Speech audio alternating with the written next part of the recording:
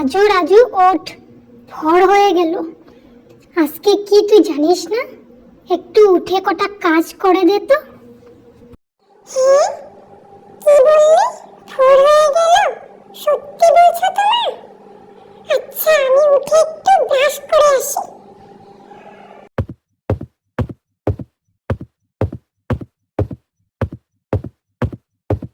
দেখি তো গিয়ে একটু দমকলে জল আছে কিনা, থাকলে তাড়াতাড়ি করে ব্রাশটা করে একটু বেরিয়ে যাব।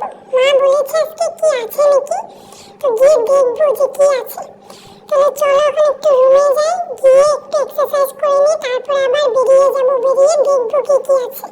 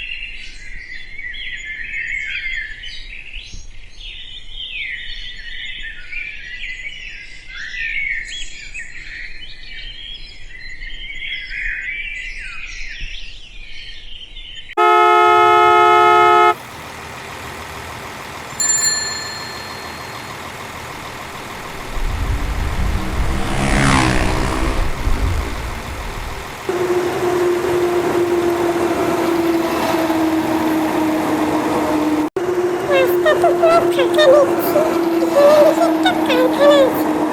একটু ভিতরে গিয়ে দেখি তো কে কে আছে আর কি করছে, তাহলে বুঝবো।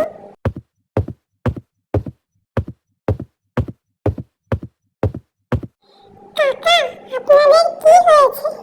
মেশিনগুলো কেন চলছে না? আরে বাবু, আজ তো বিশ্বকর্মা পুজো। এই দিনটায় সব মেশিনকে বিশ্রাম দেওয়া হয়। হ্যাঁ, কি বললে? বিশ্বকর্মা পুজো? সেটা আবার কি? বিশ্বকর্মা হলেন দেবতাদের স্থপতি কারিগর, আমাদের মতো সব কারিগরদের দেবতা। আমরা এই দিনটায় তার পুজো করি যাতে তিনি আমাদের যন্ত্রপাতি ভালো রাখেন এবং আমাদের কাজে সাফল্য আসে। এখন আমি আসি তাহলে, কালকে আবার তোমাদের সঙ্গে দেখা হবে। আমার ঘরে অনেক কাজ আছে, গিয়ে করবো। Bye bye. আরে বাবা, আস্তে আস্তে যা, পড়ে যাবি তো।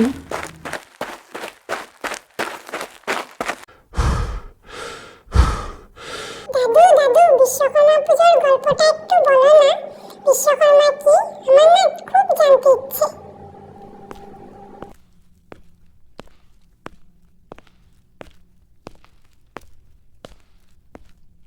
শোনো তাহলে, পৌরাণিক যুগে বিশ্বকর্মা ছিলেন দেবশিল্পী।